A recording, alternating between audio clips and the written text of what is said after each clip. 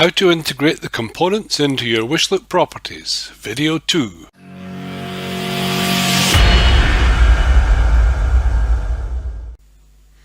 Hi, it's Doug Prentice from the Marketing Generator again. This is Video 2 on Wishloop components. If you've seen Video 1, in there we dealt with text and media functions. In Video 2 we're going to have a look at forms and the social to try and keep it down to a reasonable length of time so it doesn't go on too long. Wishloop, I think, is by far and away the best software for putting pop-ups in, for putting popovers in, for building landing pages. It really is easy to use and gets some really good effects, and it's incredibly versatile.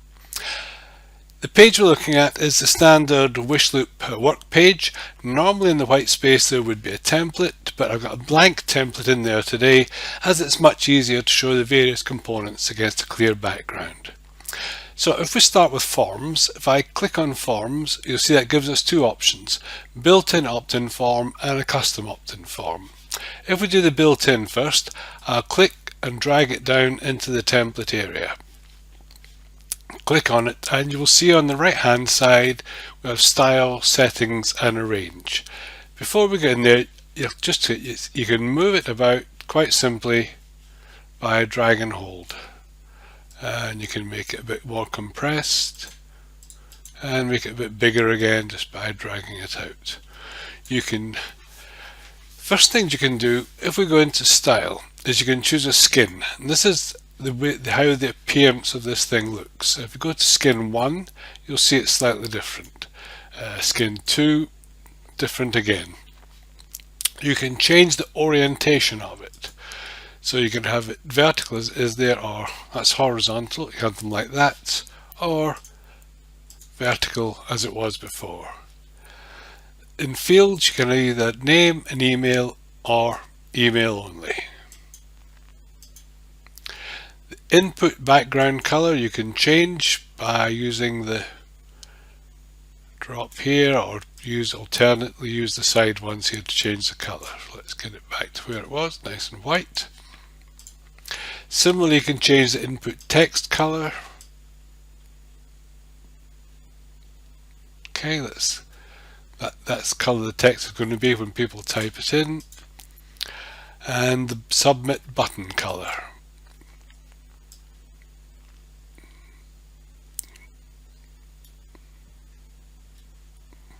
Let's get it back to a nice color again. Okay. The button text color you can change by here, as you can see that makes it. And the info text color, which is the text along the bottom, at the very bottom, as you'll see, we can change that. So it's infinitely variable from that point of view. Going on to settings, where do you want it to go when people enter their name and email and hit subscribe? You can either send it to an external service, which is your autoresponder service, or an internal database. How do you get it? Most people nowadays will use the API from their autoresponder. So I mean, you can use an HTML form code, which you will get from your autoresponder and sort of paste it in there, or a form you have created. The API is by far and away the easier. Click in the API. Once your API from your autoresponder is registered within Wishloop, when you click on the choose a value, it will give you all your lists down here, and you just click on the one you want to use. You can add a subscriber to a single list or a multiple list. If you click on yes, you will get the chance to add another list in there. And if you click on no, it takes you back to the single list. After the submitted, you have a choice of redirect to a thank you page, or you can show another step, or just close it down, whichever you prefer. Your thank you page URL goes in the box here, and that's where they will go. GDPR and privacy, if you want a checkbox in, you just put yes in there, and you can put the text in here to keep you GDPR compliant, or an additional link if you want. Fields and placeholders. So instead of name, if you want something else, say you want it names, you will see that goes in there. Let's take it back. Email, the subscribe button, you might want to say something like subscribe now, and that's easily done. Input icons, yes, Oh no, there they go. I think they're best in because it really makes it so much easier for people to sign up. Open the thank you page in, you can have it in the same tab, or you can take them off to a new tab, whichever you prefer. If it's a new tab, redirect the current tab. You can have an entrance animation for this, whether it's a pulse, bounce in. There's about 25 to 30 there, so we just take it down as the bounce say. Once we go back, slide back up here and go to arrange.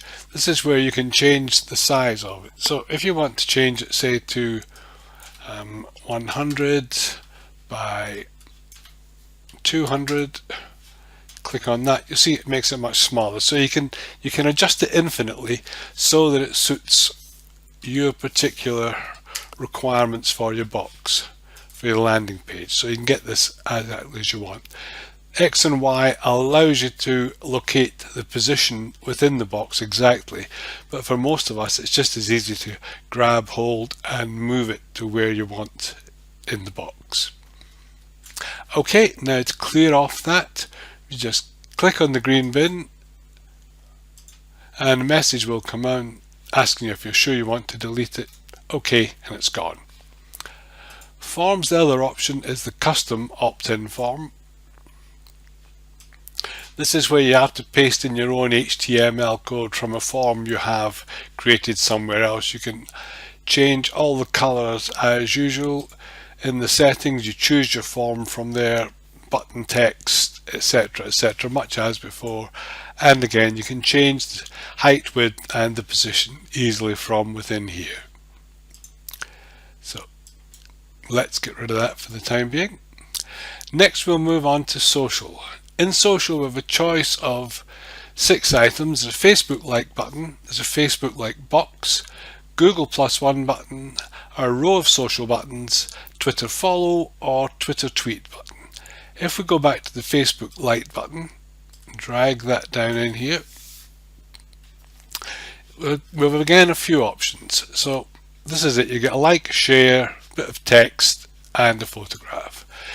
Put the URL, Facebook URL of your choice in there, and layout. You can have the standard, which is this one showing. You can have a box, just a count. You can have a button, count, or you can just have a button.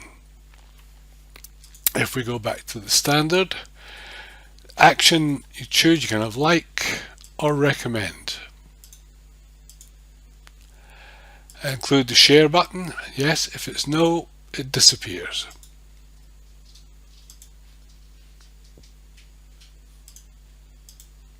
There, it's back again. Show friends faces, yes or no. Entrance animations, you can have, there's about 25 to 30 various animations there. You can have this to come in to attract your visitor's attention. Onto the Arrange tab, you can change the size and you can change the position. So there's quite a lot of variety you have there for this button. Let's get rid of it for the time being. Move on to the next in the social, which is the Facebook like box. What you have here is virtually like your Facebook header on your page. You can change the background color and light the scheme to light or dark. Settings, you put in your Facebook page URL there. You can choose to show posts or not show posts, whichever you choose. You can show the header or not, as you choose. You can show a border again, as you choose. Show friends' faces, yes or no. Animations, as ever, endless varieties, not endless, 25 to 30 variations of that. If the same, you can change size here accurately, or you can just change the size by grabbing the corner here and making it a bit smaller. But when you do that, you actually lose some of it. I take this back out to there. Let's say that you get a Facebook page there, but say we were to make that to 70. See what we do. 70 by 158, 158. So again, you lose some of it. And if you go back to the original, that will take you back to where you were, which is probably the best one to use. Let's get rid of that. Next in social is the Google +1 button. Drag it down. Let's have a look. You can, the URL that you want to put in, the layout can be standard, small, medium, or tall. It's all within your choice. Entrance animations as you wish from here. On the arrange side, you can change the height, width, and the position within the thing.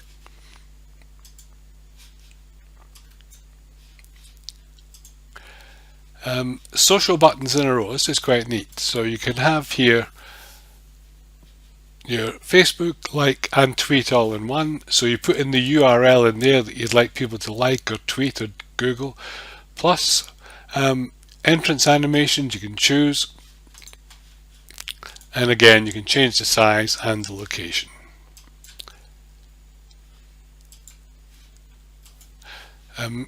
Social buttons back onto Twitter follow button and grab it. There it goes. Your Twitter follow button. You put in your user. You can show the count if you like, yes or no. You can show usernames as you choose. Entrance animations. Change the height and width or change the position. Finally, moving on into social, the last one is the tweet button.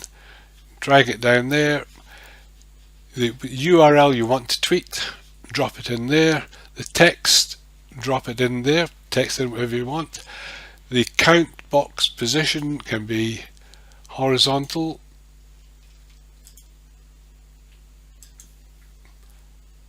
or you can disable it altogether.